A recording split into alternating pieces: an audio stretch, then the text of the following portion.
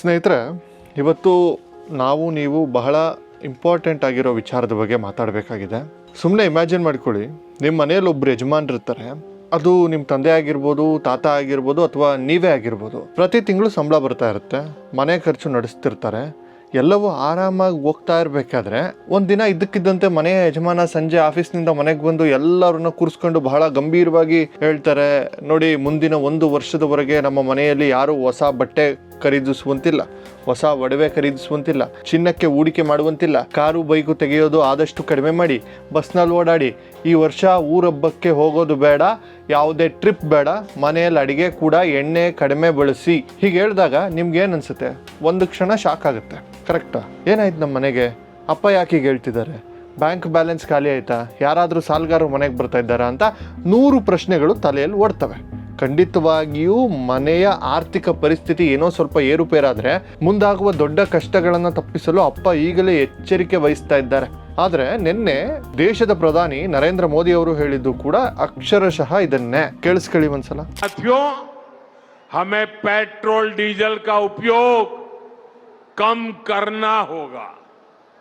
शहरों में जहां मेट्रो है वहां हम तय करें कि हम मेट्रो का ही उपयोग करेंगे, ज्यादा से ज्यादा मेट्रो में ही जाएंगे. अगर कार में ही जाना जरूरी है तो फिर कार पूल करने का प्रयास करें और भी लोगों को साथ बिठा ले. अगर हमें कहीं सामान भेजना हो तो कोशिश करनी है गोल्ड यानी सोने की खरीद एक और पहलू है जिसमें विदेशी मुद्रा बहुत अधिक खर्च होती है. एक जमाना था जब संकट आता था, कोई युद्ध होता था तो लोग देश हित में सोना दान दे देते थे.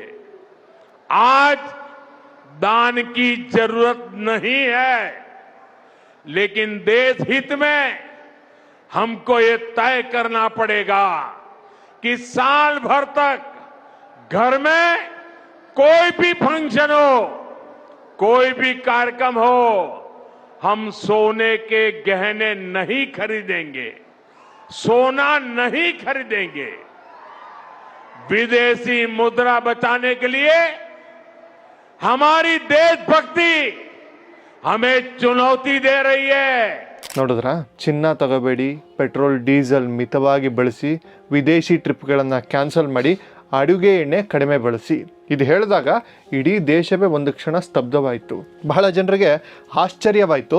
ಇನ್ನು ಕೆಲವರು ನನ್ನ ದುಡ್ಡು ನಾನು ಚಿನ್ನ ತಗತ್ತೀನಿ, ನೀವ್ರೇನು ಹೇಳೋದು ಅಂತ ಕೋಪ ಕೂಡ ಮಾಡ್ಕೊಂಡ್ರು. ಆದರೆ ಒಬ್ಬ ದೇಶದ ಪ್ರಧಾನಿಯಾಗಿ ಅವರು ಹೀಗೆ ಹೇಳ್ತಿದ್ದಾರೆ, ನಮ್ಮ ದೇಶಕ್ಕೆ ಅಂದರೆ ನಮ್ಮ ದೊಡ್ಡ ಕುಟುಂಬಕ್ಕೆ ಏನಾದರೂ ದೊಡ್ಡ ಕಷ್ಟ ಬಂದಿದೆಯಾ? ಆ ಕಷ್ಟ ಏನು ಅಂತ ನಮಗೆ ಯಾಕೆ ಗೊತ್ತಾಗ್ತಾ ಇಲ್ಲ? ಬನ್ನಿ ಇವತ್ತು ಈ ವಿಚಾರದಲ್ಲಿ ಯಾವುದೇ ಸ್ವಲ್ಪ ಎಕನಾಮಿಕ್ಸ್ ಬಗ್ಗೆ ಎಲ್ಲ ಮಾತಾಡ್ದಲೆ ನಿಮ್ಮ ಮನೆಯ ದಿನಸಿ ಲೆಕ್ಕಾಚಾರದ ಹಾಗೆ ಬಹಳ ಸರಳವಾಗಿ ಎಳೆಯಾಗಿ ಅರ್ಥ ಮಾಡ್ಕೊಳ್ಬೋದು. ಈ ವಿಡಿಯೋ ಮುಗಿಯುವಷ್ಟರಲ್ಲಿ ನಿಮಗೆ ನಮ್ಮ ದೇಶದ ಆರ್ಥಿಕತೆಯ ಅಸಲಿ ಸತ್ಯ ಏನು, ನಾವೆಲ್ಲರೂ ಯಾಕೆ ಎಚ್ಚೆತ್ಕೊಳ್ಬೇಕು ಅನ್ನೋದು ಸ್ಪಷ್ಟವಾಗಿ ಅರ್ಥ ಆಗುತ್ತೆ. ಕೊನೆವರೆಗೂ ನೋಡಿ, ಯಾಕಂದರೆ ಇದು ಕೇವಲ ದೇಶದ ಪ್ರಶ್ನೆ ಅಲ್ಲ, ಇದು ನಿಮ್ಮ ಪರ್ಸ್ನಲ್ ಇರುವ ದುಡ್ಡಿನ ಪ್ರಶ್ನೆ. ನಮ್ಮ ಭಾರತ ದೇಶವನ್ನು ಒಂದು ದೊಡ್ಡ ಜಾಯಿಂಟ್ ಫ್ಯಾಮಿಲಿ ಅಂತ ಅನ್ಕೊಳ್ಳಿ. 140 ಕೋಟಿ ಜನರ ಈ ಕುಟುಂಬಕ್ಕೆ ಪ್ರತಿದಿನ ಅಡುಗೆ ಮಾಡಲು, ವಾಹನ ಓಡಿಸಲು, ರೈಲು ವಿಮಾನ ಓಡಿಸಲು, ಫ್ಯಾಕ್ಟರಿ ನಡೆಸಲು, ಕರೆಂಟ್ ಉತ್ಪಾದನೆ ಮಾಡಲು ಬೇಕಾಗಿರುವ ಅತ್ಯಂತ ಮುಖ್ಯವಾದ ವಸ್ತು ಯಾವುದು ಗೊತ್ತಾ? ಅದು ಕಚ್ಚಾ ತೈಲ, ಪೆಟ್ರೋಲ್ ಮತ್ತು ಡೀಸೆಲ್. ಪೆಟ್ರೋಲ್ ಇಲ್ದಿದ್ರೆ, ಕಚ್ಚಾ ತೈಲ ಇಲ್ದಿದ್ರೆ ಒಂದು ದಿನವೂ ನಮ್ಮ ದೇಶ ನಡೆಯಲ್ಲ. ಅದು ನಮ್ಮ ದೇಶದ ನರನಾಡಿಗಳಲ್ಲಿ ಹರಿಯುವ ರಕ್ತವಿದ್ದಂತೆ. ಸಮಸ್ಯೆಯ ಮೂಲ ಇಲ್ಲೇ ಇರೋದು. ನಮ್ಮ ಮನೆಯ ಹಿತ್ತಲಿನಲ್ಲಿ, ಅಂದರೆ ನಮ್ಮ ದೇಶದ ಗಡಿಯೊಳಗೆ ಈ ಪೆಟ್ರೋಲ್ ಬೆಳೆಯಲ್ಲ, ಅಂದರೆ ನಾವು ಉತ್ಪತ್ತಿ ಮಾಡಲ್ಲ, ಭೂಮಿಯೊಳಗೂ ಸಿಗಲ್ಲ. ನಮಗೆ ಒಂದು ದಿನಕ್ಕೆ 100 ಲೀಟರ್ ಪೆಟ್ರೋಲ್ ಬೇಕು ಅಂತ ಇಮ್ಯಾಜಿನ್ ಮಾಡ್ಕೊಳ್ಳಿ. ಅದರಲ್ಲಿ ಬರೀ 15 ಲೀಟರ್ ಮಾತ್ರ ನಮ್ಮ ದೇಶದಲ್ಲಿ ಸಿಗುತ್ತೆ. ಉಳಿದ 85 ಲೀಟರ್ ಪೆಟ್ರೋಲನ್ನು ನಾವು ಹೊರಗಿನವರಿಂದ, ಅಂದರೆ ಪಶ್ಚಿಮ ಏಷ್ಯಾದ ಈ ಅರಬ್ ದೇಶಗಳಿಂದ, ರಷ್ಯಾ ದೇಶಗಳಿಂದ, ಮುಂತಾದ ದೇಶಗಳಿಂದ ನಾವು ಕೊಂಡುಕೊಳ್ಬೇಕು. ಅಂದರೆ ಪೆಟ್ರೋಲ್ ವಿಚಾರದಲ್ಲಿ ನಾವೆಲ್ಲರೂ ಪೂರ್ತಿಯಾಗಿ ಬೇರೆಯವರ ಮೇಲೆ ಡಿಪೆಂಡ್ ಆಗಿದ್ದೇವೆ. ಅವರು ಪೆಟ್ರೋಲ್ ಕೊಡಲ್ಲ ಅಂದರೆ ನಮ್ಮ ದೇಶದಲ್ಲಿ ಗಾಲಿ ಅಲ್ಲೇ ನಿಂತೋಗುತ್ತೆ. ಹಾಗಾದರೆ ಈಗೇನಾಗಿದೆ? ಆ ಪೆಟ್ರೋಲ್ ಮಾರುವ ದೇಶಗಳು ಬೀದಿಯಲ್ಲಿ ಅಂದರೆ ಪಶ್ಚಿಮ ಏಷ್ಯಾದಲ್ಲಿ ದೊಡ್ಡ ಜಗಳ ಯುದ್ಧ ಶುರುವಾಗಿದೆ. ಇದನ್ನು ಬಹಳ ಸಿಂಪಲ್ ಆಗಿ ಹೇಳ್ತೀನಿ ಕೇಳಿ. ನಮ್ಮ ಮನೆಯ ದಿನಸಿ ತರುವ ದಾರಿಯಲ್ಲಿ 2 ದೊಡ್ಡ ರೌಡಿಗಳ ಕುಟುಂಬ ಒಡೆದಾಡ್ಕೊಳ್ತಾ ಇದೆ ಅಂದ್ಕೊಳ್ಳಿ. ಅವ್ರು ಜಗಳ ಆಡ್ತಿರೋದ್ರಿಂದ ಆ ದಾರಿಯಲ್ಲಿ ಬರುವ ಲಾರಿಗಳೆಲ್ಲ ನಿಂತೋಗಿದೆ. ದಿನಸಿ ಅಂಗಡಿಯವನು ಏನು ಮಾಡ್ತಾನೆ, ಸಾಮಾನು ಬರ್ತಾ ಇಲ್ಲ, ಹಾಗಾಗಿ ಇರೋ ಅಕ್ಕಿ ಬೇಳೆ ರೇಟ್ ಡಬಲ್ ಮಾಡ್ತೀನಿ ಅಂತ ಹೇಳ್ತಾನೆ. ಅದೇ ರೀತಿ ಯುದ್ಧದ ಕಾರಣದಿಂದ ಅಂತಾರಾಷ್ಟ್ರೀಯ ಮಾರುಕಟ್ಟೆಯಲ್ಲಿ ಪೆಟ್ರೋಲ್ ಬೆಲೆ ಸಿಕ್ಕಾಪಟ್ಟೆ ಜಾಸ್ತಿ ಆಗಿದೆ. ನಾವು ಪ್ರತಿದಿನ ಲಕ್ಷಾಂತರ ಬ್ಯಾರಲ್ ಪೆಟ್ರೋಲ್ ತರಬೇಕು. ರೇಟ್ ಎಷ್ಟೇ ಜಾಸ್ತಿ ಆದರೂ ನಾವು ತರಲೇಬೇಕು, ಬೇರೆ ದಾರಿ ಇಲ್ಲ. ಇಲ್ಲಿ ಇನ್ನೊಂದು ದೊಡ್ಡ ಸಮಸ್ಯೆ ಇದೆ.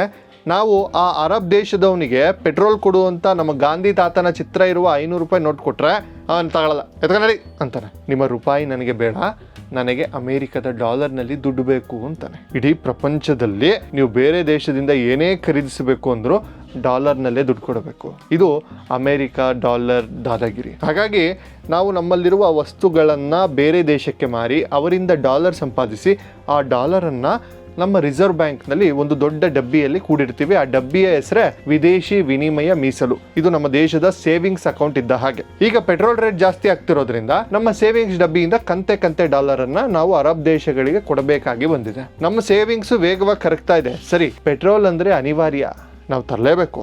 ಆದರೆ ಪ್ರಧಾನಿಯವರು ಚಿನ್ನ ತಗೋಬಿಡಿ ಅಂತ ಯಾಕೆ ಹೇಳಿದ್ರು? ನಮ್ಮ ಕಾಸು ನಾವು ತಗೋತೀವಿ, ಸರ್ಕಾರಕ್ಕೆ ಯಾಕೆ ಕುರಿ ಅಂತ ಕೆಲವೊಂದಷ್ಟು ಜನ ಕೇಳ್ತಾ ಇದ್ದಾರೆ. ಇದರ ಹಿಂದಿನ ಲೆಕ್ಕಾಚಾರ ಬಹಳ ರೋಚಕವಾಗಿದೆ. ನಮ್ಮ ಭಾರತೀಯರಿಗೆ ಚಿನ್ನ ಅಂದರೆ ಬರೀ ಅದೊಂದು ಏನೋ ಲೋಹ ಅಲ್ಲ, ಅದೊಂದು ಎಮೋಷನ್. ಮಗುವಿನ ನಾಮಕರಣದಿಂದ ಹಿಡಿದು ಮದುವೆ, ಮುಂಜಿ, ಗೃಹ ಪ್ರವೇಶ, ಕೊನೆಗೆ ಸಾಯುವಾಗಲೂ ಬಾಯಿಗೆ ಚಿನ್ನದ ನೀರು ಬಿಡುವ ಸಂಪ್ರದಾಯ ನಮ್ಮದು. ಪ್ರಪಂಚದಲ್ಲೇ ಅತಿ ಹೆಚ್ಚು ಚಿನ್ನವನ್ನು ಇಷ್ಟಪಡುವ ಮತ್ತು ಖರೀದಿಸುವ ಜನ ಅಂದರೆ ಅದು ನಾವು ಭಾರತೀಯರು. ಆದರೆ ಪೆಟ್ರೋಲ್ ಥರನೇ ನಮ್ಮ ದೇಶದಲ್ಲಿ ಚಿನ್ನದ ಗಣಿಗಳಿಲ್ಲ. ನಾವೆಲ್ಲ ಅಂಗಡಿಯಲ್ಲಿ ಕೊಳ್ಳುವ ಚಿನ್ನ ಸ್ವಿಟ್ಜರ್ಲ್ಯಾಂಡ್, ದುಬೈನಂತಹ ದೇಶಗಳಿಂದಲೇ ಬರಬೇಕು. ಅದಕ್ಕೂ ನಾವು ಅವರಿಗೆ ಡಾಲರನ್ನೇ ಕೊಡಬೇಕು. ಒಂದು ಕಡೆ ಪೆಟ್ರೋಲ್ ರೇಟ್ ಜಾಸ್ತಿ ಆಗಿದೆ, ನಮ್ಮ ಮನೆಯಲ್ಲಿದ್ದ ಡಾಲರ್ ಎಲ್ಲ ಖರ್ಚಾಗ್ತಾ ಇದೆ. ಅದ್ರ ಜೊತೆಗೆ ನಾವೆಲ್ಲರೂ ಹೋಗಿ ಅಂಗಡಿಯಲ್ಲಿ ಲಕ್ಷ ಚಿನ್ನದ ಬಿಸ್ಕೆಟ್ಟು, ನೆಕ್ಲೆಸ್ ಅನ್ನು ಖರೀದಿಸ್ತೇವೆ. ನಾವು ಚಿನ್ನವನ್ನು ಖರೀದಿಸಿದಷ್ಟು ನಮ್ಮ ಸರ್ಕಾರಕ್ಕೆ ಆ ಚಿನ್ನವನ್ನು ಹೊರದೇಶದಿಂದ ತರಿಸಲು ಆ ಡಬ್ಬಿಯಲ್ಲಿದ್ದ ಉಳಿದ ಡಾಲರ್ಗಳನ್ನು ಅವರಿಗೆ ಕೊಡಬೇಕಾಗುತ್ತೆ. ಚಿನ್ನ ಯಾಕೆ ಒಂದು ಡೆಡ್ ಇನ್ವೆಸ್ಟ್ಮೆಂಟ್ ಅಂತಲೂ ನಾನು ಹೇಳ್ತೀನಿ ಕೇಳಿ. ಇದನ್ನು ನೀವು ಒಂದು ಸ್ವಲ್ಪ ನಾವು ಆಳವಾಗಿ ಯೋಚನೆ ಮಾಡೋಣ. ನೀವು 1 ಲಕ್ಷ ರೂಪಾಯಿ ದುಡಿತಿದ್ದೀರಿ ಅಂದ್ಕೊಳ್ಳಿ. ಆ ದುಡ್ಡನ್ನು ಬ್ಯಾಂಕ್ನಲ್ಲಿ FD ಇಟ್ಟರೆ ಏನಾಗುತ್ತೆ? ಆ ಹಣವನ್ನು ಬ್ಯಾಂಕ್ನವರು ನಿಮ್ಮ ಊರಿನಲ್ಲಿರುವ ಯಾವುದೋ ಯುವಕನಿಗೆ ಬಿಸ್ನೆಸ್ ಮಾಡಲು ಲೋನನ್ನು ಕೊಡ್ತಾರೆ. ಅವನು ಒಂದು ಹೋಟೆಲ್ಲೋ ಅಥವಾ ಅಂಗಡಿನೋ ತೆರೀತಾನೆ. ಅದರಿಂದ 4 ಜನರ ಕೆಲಸನೂ ಸಿಗುತ್ತೆ. ಆ 4 ಜನರ ಸಂಬಳ ಮತ್ತೆ ಬರುತ್ತೆ. ಮತ್ತೆ ಆ 4 ಜನರ ಸಂಬಳ ನಮ್ಮ ಸಮಾಜದಲ್ಲಿ, ನಮ್ಮ ದೇಶದ ಆರ್ಥಿಕತೆಗೇನೆ ಖರ್ಚಾಗುತ್ತೆ. ನಮ್ಮಲ್ಲೇ ದಿನಸಿ ತಗೊಳ್ತಾನೆ. ಹೀಗೆ ನೀವು ಬ್ಯಾಂಕ್ನಲ್ಲಿಟ್ಟ ಹಣ ಇಡೀ ದೇಶದ ಆರ್ಥಿಕತೆಯನ್ನು ಸುತ್ತುತ್ತೆ, ದೇಶವನ್ನು ಬೆಳೆಸುತ್ತೆ. ಅದೇ 1 ಲಕ್ಷ ರೂಪಾಯಿನ ನೀವು ಚಿನ್ನದ ಬಿಸ್ಕೆಟ್ ಖರೀದಿಸಿ ನಿಮ್ಮ ಮನೆ ಬೀರೂನಲ್ಲಿ ಅಥವಾ ಬ್ಯಾಂಕ್ನ ಅಕಲ್ನಲ್ಲೋ ಇಟ್ಟರೆ ಏನಾಗುತ್ತೆ? ಆ ಚಿನ್ನ ಅಲ್ಲೇ ಮಲಗಿರುತ್ತೆ. ಅದು ಯಾರಿಗೂ ಕೆಲಸ ಕೊಡಲ್ಲ, ಯಾವ ಫ್ಯಾಕ್ಟ್ರಿಯನ್ನು ಓಪನ್ ಮಾಡಲ್ಲ. ಅದು ಸತ್ತ ಹೂಡಿಕೆ. ನಾವು ಕಷ್ಟಪಟ್ಟು ದುಡಿದ ದುಡ್ಡು ಹೊರದೇಶದವನಿಗೆ ಲಾಭ ಮಾಡಿಕೊಟ್ಟು ನಮ್ಮ ಮನೆಯ ಲಾಕರ್ನಲ್ಲಿ ಸುಮ್ಮನೆ ಕೂರುತ್ತೆ. ಇದು ನಮ್ಮ ದೇಶಕ್ಕೆ ಎಂತಹ ದೊಡ್ಡ ಹೊಡೆತ ಅಂದರೆ, ಒಂದೆಡೆ ನಮ್ಮ ಸೇವಿಂಗ್ಸ್ ಖಾಲಿ ಆಗ್ತಾ ಇದೆ, ಇನ್ನೊಂದೆಡೆ ನಮ್ಮ ದೇಶದೊಳಗೆ ದುಡ್ಡು ರೊಟೇಟ್ ಆಗ್ತಾ ಇಲ್ಲ. ಇದನ್ನೇ ಆರ್ಥಿಕ ಭಾಷೆಯಲ್ಲಿ ಚಾಲ್ತಿ ಖಾತೆ ಕೊರತೆ ಅಂತ ಕರೀತಾರೆ. ಹಾಗಾಗಿಯೇ ಪ್ರಧಾನಿಯವರು, ಅಯ್ಯ ಪುಣ್ಯಾತ್ಮರೇ, ಪೆಟ್ರೋಲ್ ತರಲು ನಮಗೆ ಡಾಲರ್ ಬೇಕೇ ಬೇಕು, ಆದರೆ ಈ ಚಿನ್ನ ಅನ್ನೋದು ಇವತ್ತೇ ಬೇಕಾಗಿರುವ ವಸ್ತು ಅಲ್ಲ. ದಯವಿಟ್ಟು ಕೆಲವು ದಿನ ಆ ಚಿನ್ನದ ಹುಚ್ಚು ಬಿಡಿ, ನಮ್ಮ ಡಾಲರ್ ಸೇವಿಂಗ್ಸನ್ನು ನಮ್ಮಲ್ಲೇ ಉಳಿಯಲು ಬಿಡಿ ಅಂತ ಕೈ ಮುಗಿದು ಕೇಳ್ತಿರೋದು. ಹಾಗಾದರೆ ಏನಂತೆ, ನಮ್ಮ ದೇಶ ಬಹಳ ದೊಡ್ಡದು, ನಮ್ಮ ಹತ್ರ ಸಾಕಷ್ಟು ದುಡ್ಡಿದೆ, ನಾವೇನು ಪಾಕಿಸ್ತಾನನ ಅಥವಾ ಶ್ರೀಲಂಕಾನ ಭಿಕ್ಷೆ ಬೇಡೋಕೆ ಅಂತ ನೀವು ಅಂದ್ಕೊಳ್ಬೋದು. ನಿಜ, ನಮ್ಮ ಭಾರತ ಈಗ ಬಹಳ ಸ್ಟ್ರಾಂಗ್ ಆಗಿದೆ. ನಮ್ಮ ಬಳಿ $600 ಬಿಲಿಯನ್ ಹೆಚ್ಚು ಸೇವಿಂಗ್ಸ್ ಇದೆ. ಆದರೆ ಆ ಸೇವಿಂಗ್ಸ್ ಕರಗಲು ಬಹಳ ಸಮಯ ಬೇಕಾಗಿಲ್ಲ. ನಾವು ಮೈಮರೆತರೆ ಏನಾಗುತ್ತೆ ಅಂತ ಪಕ್ಕದ ಶ್ರೀಲಂಕಾ ಮತ್ತು ಪಾಕಿಸ್ತಾನದ ಕಡೆ ತಿರುಗಿ ನೋಡಿ.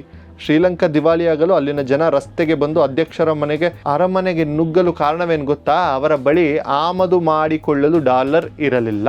ಶ್ರೀಲಂಕಾಕ್ಕೂ ಪೆಟ್ರೋಲ್, ಗ್ಯಾಸ್, ಔಷಧಿ ಹೊರಗಿನಿಂದಲೇ ಬರಬೇಕು. ಆದರೆ ಅವರ ಬಳಿ ದುಡ್ಡು ಖಾಲಿಯಾಗಿತ್ತು. ಪೆಟ್ರೋಲ್ ತರಲು ದುಡ್ಡಿಲ್ಲದೆ ಗಾಡಿಗಳೆಲ್ಲ ರಸ್ತೆಯಲ್ಲೇ ನಿಂತು ಬಿಟ್ಟವು. ಕರೆಂಟ್ ಉತ್ಪಾದನೆ ಮಾಡಲು, ಕಲ್ಲಿದ್ದಲು ತರಲು ದುಡ್ಡಿಲ್ಲದೆ ಇಡೀ ದೇಶ ಕತ್ತಲಿನಲ್ಲಿ ಮುಳುಗ್ತು. ದಿನಸಿ ತರಲು ದುಡ್ಡಿಲ್ಲದೆ ಆಹಾರದ ಬೆಲೆ 10 ಪಟ್ಟು ಹೆಚ್ಚಾಯಿತು. ಭಾರತಕ್ಕೆ ಅಂತಹ ಪರಿಸ್ಥಿತಿ ಬರೋದಿಲ್ಲ ಅನ್ನೋದು 100ಕ್ಕೆ 100 ಸತ್ಯ. ಆದರೆ ನಮ್ಮ ಡಾಲರ್ ಕಡಿಮೆ ಆದರೆ ಏನಾಗುತ್ತೆ ಗೊತ್ತಾ? $1 ಬೆಲೆ ಈಗ ಆಲ್ಮೋಸ್ಟ್ 92-91 ರೂಪಾಯಿಗೆ ಬಂದಿದೆ. ನಮ್ಮ ಸೇವಿಂಗ್ಸ್ ಕಡಿಮೆ ಆದರೆ ಡಾಲರ್ ಎದುರು ನಮ್ಮ ರೂಪಾಯಿ ಮೌಲ್ಯ ಕುಸಿಯುತ್ತಾ ಹೋಗುತ್ತೆ. $1ಗೆ 100-110 ರೂಪಾಯಿ ಆಗಬಹುದು. ಅದರ ಅರ್ಥ ಏನು? ನಾವು ಹೊರಗಡೆಯಿಂದ ತರಿಸುವ mobile, laptop, TV, bike parts ಎಲ್ಲದಕ್ಕೂ ರೇಟು ವಿಪರೀತವಾಗಿ ಜಾಸ್ತಿ ಆಗುತ್ತೆ, ಬೆಲೆ ಏರಿಕೆ ಶುರುವಾಗುತ್ತೆ, ರಿಸರ್ವ್ ಬ್ಯಾಂಕ್ ಬಡ್ಡಿ ದರವನ್ನೇ ಹೆಚ್ಚಿಸುತ್ತೆ. ಆಗ ನೀವು ಕಟ್ಟುತ್ತಿರುವ ಕಾರ್ ಲೋನು, ಹೋಮ್ ಲೋನ್ EMIಗಳು ದಿಢೀರನೇ ಜಾಸ್ತಿ ಆಗುತ್ತೆ. ನಿಮ್ಮ ಸಂಬಳ ಅಷ್ಟೇ ಇರುತ್ತೆ, ಆದರೆ ಖರ್ಚು ಡಬಲ್ ಆಗುತ್ತೆ. ದೂರದ ಎಲ್ಲೋ 2 ದೇಶಗಳ ಜಗಳ ಆಡಿದರೆ ನಮ್ಮ ಬ್ಯಾಂಕ್ ಅಕೌಂಟ್ನಲ್ಲಿರುವ ದುಡ್ಡು ಹೇಗೆ ಕರಗುತ್ತದೆ ಅಂತ ಈಗ ಅರ್ಥ ಆಯ್ತಾ? ಇದೇ ಕಾರಣಕ್ಕೆ ನಮ್ಮ ಮನೆಯ ಯಜಮಾನನ ಸ್ಥಾನದಲ್ಲಿರುವ ಪ್ರಧಾನಿ ಮೋದಿ ಅವರು ಈಗಲೇ ಎಚ್ಚೆತ್ತುಕೊಂಡಿದ್ದಾರೆ. ಈ ದೊಡ್ಡ ಗಂಡಾಂತರದಿಂದ ಪಾರಾಗಲು ಕೇವಲ ಸರ್ಕಾರ ಮಾತ್ರ ಏನೂ ಮಾಡಲು ಸಾಧ್ಯವಿಲ್ಲ, ನಾವು ನೀವೆಲ್ಲರೂ ಕೈ ಜೋಡಿಸಬೇಕು. ಅದಕ್ಕಾಗಿಯೇ ಪ್ರಧಾನಿ ಮೋದಿ ಅವರು 5 ಸುಲಭ ಉಪಾಯಗಳನ್ನು ಕೊಟ್ಟಿದ್ದಾರೆ. ಇವುಗಳನ್ನು ನಾವೆಲ್ಲರೂ ಪ್ರತಿಯೊಬ್ಬ ಸಾಮಾನ್ಯ ನಾಗರಿಕನು ನಮ್ಮ ದೈನಂದಿನ ಬದುಕಿನಲ್ಲಿ ಅಳವಡಿಸಿಕೊಳ್ಳಲೇಬೇಕು. 1, ಪೆಟ್ರೋಲ್ ಡೀಸೆಲ್ ಉಳಿಸಿ. ನೀವು ಆಫೀಸ್ಗೆ ಹೋಗುವಾಗ ಒಬ್ಬರೇ ಒಂದು ದೊಡ್ಡ ಕಾರ್ ತಗೊಂಡು ಹೋಗುವ ಬದಲು ಬಸ್ ಅಥವಾ ಮೆಟ್ರೋ ಬಳಸಿ. ಅಥವಾ ಆಫೀಸ್ಗೆ ಹೋಗಬೇಕಾದ್ರೆ ನಿಮ್ಮ ಸ್ನೇಹಿತನ ಜೊತೆ ಕಾರ್ ಪೂಲಿಂಗ್ ಮಾಡಿ. ಅಕ್ಕಪಕ್ಕದ ಗಲ್ಲಿಗೆ ಹೋಗಲು ಬೈಕ್ ತೆಗೆಯುವ ಬದಲು ನಡೆದುಕೊಂಡು ಹೋಗಿ. ನೀವು ಉಳಿಸುವ ಪ್ರತಿಯೊಂದು ಹನಿ ಪೆಟ್ರೋಲ್ ಕೂಡ ದೇಶದ $1 ಸೇವ್ ಮಾಡದಂತೆ. ನೀವು ನಿಮ್ಮ ದುಡ್ಡು ಉಳಿಸ್ತಾ ಇದ್ದೀರಿ ಅಂತ ಅಂದ್ಕೊಳ್ಬೇಡಿ, ನೀವು ದೇಶದ ಆರ್ಥಿಕತೆಯನ್ನು ಕಾಪಾಡ್ತಾ ಇದ್ದೀರಿ ಅಂತ ಹೆಮ್ಮೆ ಪಡಿ. ಸಾಧ್ಯವಾದರೆ ಎಲೆಕ್ಟ್ರಿಕ್ ವಾಹನಗಳನ್ನು ಕೂಡ ಬಳಸಿ. 2ನೇದು, ಮನೆಯಿಂದಲೇ ಕೆಲಸ. ನೆನಪಿದೆಯಾ, ವರ್ಕ್ ಫ್ರಮ್ ಹೋಮ್. ಕೊರೋನಾ ಟೈಮ್ನಲ್ಲಿ ನಾವೆಲ್ಲ ಮನೆಯಿಂದಲೇ ಕೆಲಸ ಮಾಡ್ತಿದ್ವಿ. ಆ ಸಮಯದಲ್ಲಿ ಇಡೀ ದೇಶದಲ್ಲಿ ಎಷ್ಟು ಕೋಟಿ ಲೀಟರ್ಗಳ ಪೆಟ್ರೋಲ್ ಉಳಿತಾಯವಾಯಿತು ಗೊತ್ತಾ? ರಸ್ತೆಯಲ್ಲಿ ಟ್ರಾಫಿಕ್ ಇರಲಿಲ್ಲ, ಗಾಳಿ ಶುದ್ಧವಾಗಿತ್ತು. ಈಗ ಪ್ರಧಾನಿಯವರು ಮತ್ತೆ ಅದೇ ಪ್ಲಾನ್ ಹೇಳಿದ್ದಾರೆ. IT ಕಂಪನಿಗಳು ಮತ್ತು ಸಾಧ್ಯವಾದರೆ ಎಲ್ಲ ಕಚೇರಿಗಳು, ಶಾಲಾ ಕಾಲೇಜುಗಳು ತಮ್ಮ ಉದ್ಯೋಗಿಗಳಿಗೆ, ತಮ್ಮ ಸ್ಟೂಡೆಂಟ್ಗಳಿಗೆ ವಾರದಲ್ಲಿ 2 ರಿಂದ 3 ದಿನವರೆಗೂ ಕೆಲಸ ಮಾಡಲು, ಮನೆಯಿಂದಲೇ ಕೆಲಸ ಮಾಡಲು ಅವಕಾಶ ಮಾಡಿಕೊಡಿ ಅಂತ ಕೇಳ್ತಾರೆ. ಇದರಿಂದ ಟ್ರಾಫಿಕ್ ಜಾಮ್ ಅಲ್ಲಿ ನಿಂತು ಸುಮ್ಮನೆ ಉರಿದು ಹೋಗುವ ಲಕ್ಷಾಂತರ ಲೀಟರ್ ಪೆಟ್ರೋಲ್ ಉಳಿಯುತ್ತೆ. 3ನೇದು, ಚಿನ್ನದ ಬಿಸ್ಕೆಟ್ ಬೇಡ, ಬದಲಿಗೆ ಪೇಪರ್ ಚಿನ್ನ ತಗೊಳ್ಳಿ, ಡಿಜಿಟಲ್ ಚಿನ್ನ ತಗೊಳ್ಳಿ. ನಿಮಗೆ ದುಡ್ಡು ಉಳಿಸಬೇಕು, ಚಿನ್ನದ ಮೇಲೆ ಇನ್ವೆಸ್ಟ್ ಮಾಡಲೇಬೇಕು ಅಂತ ಇದ್ರೆ ಸರ್ಕಾರವೇ ಒಂದು ಅದ್ಭುತ ಯೋಜನೆ ತಂದಿದೆ. ಅದೇ ಸಾವರಿನ್ ಗೋಲ್ಡ್ ಬಾಂಡ್. ಇದು ಹೇಗಪ್ಪ ಅಂದ್ರೆ, ದುಡ್ಡು ಕೊಟ್ಟು ಚಿನ್ನದ ಬಾಂಡ್ ಅಂದ್ರೆ ಒಂದು ಸರ್ಟಿಫಿಕೇಟ್ ತಗೋತೀರಿ. ನೀವು ಎಷ್ಟು ದುಡ್ಡು ಕೊಡ್ತೀರೋ ಅಷ್ಟು ಗ್ರಾಮ್ ಚಿನ್ನ ನಿಮ್ಮ ಹೆಸರಿನಲ್ಲಿ ಪೇಪರ್ ಮೇಲೆ ರಿಜಿಸ್ಟರ್ ಆಗಿರುತ್ತೆ. ಇದರ ಲಾಭ ಏನು ಅಂದ್ರೆ, ನಾಳೆ ಚಿನ್ನದ ರೇಟ್ ಜಾಸ್ತಿ ಆದ್ರೆ ನಿಮ್ಮ ಪೇಪರ್ ಚಿನ್ನದ ರೇಟ್ ಕೂಡ ಜಾಸ್ತಿ ಆಗುತ್ತೆ. ಜೊತೆಗೆ ಸರ್ಕಾರ ಆ ಹಣದ ಮೇಲೆ ನಿಮಗೆ ಪ್ರತಿ ವರ್ಷ 2.5% ಬಡ್ಡಿಯನ್ನು ಫ್ರೀಯಾಗಿ ಕೊಡ್ತಾರೆ. ನೀವು ಚಿನ್ನದ ಬಿಸ್ಕೆಟ್ ತಂದು ಮನೆಯಲ್ಲಿ ಇಟ್ಟಿದ್ರೆ ಅದು ಮರಿಯಾಕಲ್ಲ, ಬಡ್ಡಿ ಬರಲ್ಲ, ಕಳ್ಳರು ಕದಿಯೋ ಚಾನ್ಸಸ್ ಜಾಸ್ತಿ ಇರುತ್ತೆ. ಆದರೆ ಈ ಪೇಪರ್ ಚಿನ್ನ ತಗೊಂಡ್ರೆ ಕಳ್ಳರ ಭಯವಿಲ್ಲ, ಮೇಕಿಂಗ್ ಚಾರ್ಜಸ್ ಇಲ್ಲ, ಮೇಲಾಗಿ ದೇಶದ ದುಡ್ಡು ಹೊರಗೆ ಹೋಗಲ್ಲ. ನಿಮ್ಮ ಹಣ ದೇಶದ ಅಭಿವೃದ್ಧಿಗೆ ಬಳಕೆಯಾಗ್ತದೆ.